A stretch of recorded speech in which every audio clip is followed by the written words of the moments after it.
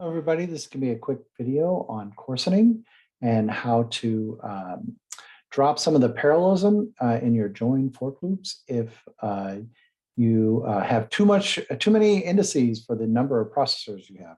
So I want you to imagine if I did this join fork loop from 0 to 2, like you can imagine it would go down and like say, all right, somebody do index 0, I'll do index 1 and join up, and that wouldn't be too bad. And then you imagine for 4, it would sort of divide and conquer things up again, and you'd end up splitting it up for 0, 1, 2, and 3. Everyone would get their own task, and then you join everybody together, right?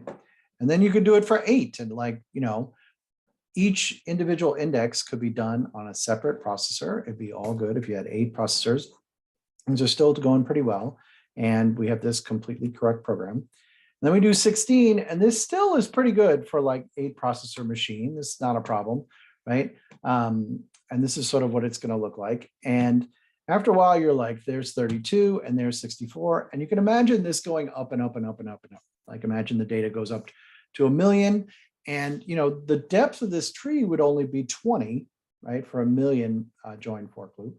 But there would be a lot of overhead in this join, all these forks here, and then all the joins at the end, especially if you only have like, say, 8 processors.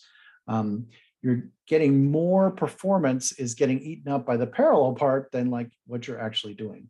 And so what we would like to do is coarsen things up. Like in this case, we've taken sort of this 64 long array, and we've said, yeah, like once you get to 8, right, start doing them sequentially.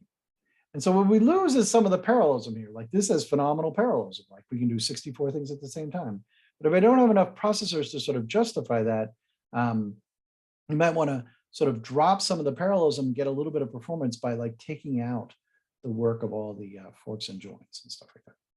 And to be perfectly clear, it could sort of seem like, I just don't want to give the situation of like, this is not a problem specific to, in any way, shape, or form related to the divide and conquer implementation of the join fork loop. If you did the iterating version of the join fork loop, it would look like this. These are all little fork nodes. These are all the computation nodes, 64 of them, and then they all join up at the end, right? And so this, has even worse performance than the divide and conquer one. And in that case, you would also want to do this thing where, all right, so like, let's only fork 8 times, do it sequentially, 8 for each set of 8, and then join them all up. And I've only shown it off on 64 long range from 0 to 64. You can imagine from 0 to 1,000,000, you would definitely want to do this sort of, I've got all this work to do. I only have a certain number of processors. Let's divide up for a while, get the work out there, and then drop down to just sequentially processing things to get that better performance. And so in this class, you're going to end up building a bunch of support to handle this coarsening, including the range class, which you will watch a prep video on shortly.